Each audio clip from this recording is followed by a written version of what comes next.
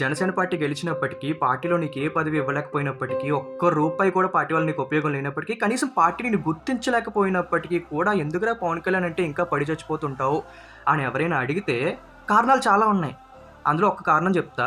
అదేంటంటే పవన్ కళ్యాణ్ గారు తన వాళ్ళకన్నా మన వాళ్ళకి అంటే మనకి, ప్రజలకి ఎక్కువ ప్రయారిటీ ఇవ్వడం. అది కూడా నిస్వార్థంగా. మీకొక ఉదాహరణ చెప్తా. ఈరోజు పవన్ కళ్యాణ్ గారి పెద్ద కొడుకు అఖిలానందన్ పుట్టినరోజు. ఏ తండ్రైనా తన కొడుకు పుట్టినరోజు నాడున కొడుకుతో టైమ్ స్పెండ్ చేయాలని, కొడుకు పుట్టినరోజుని మంచిగా సెలబ్రేట్ చేయాలని అనుకుంటారు.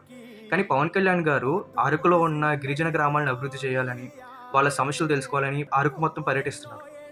ఆ పర్యటనలో ఉండగా, ఆ ప్రోగ్రామ్ జరుగుతుండగా ఆయనకొక వార్త తెలిసింది.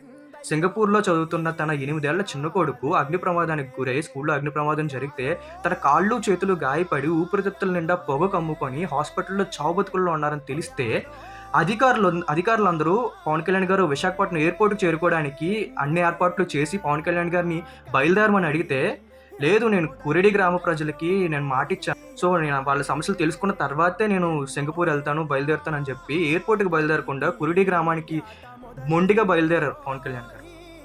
ఆయన 2017లో ఒక మాట చెప్పారు. ఇక్కడ మారుమూల మనకి అరకులో ఉండే గిరిజన ప్రాంతంలో ఉండే బిడ్డల బాధలు చూస్తే నా బిడ్డల బాధలు అసలు బాధలే కాదు.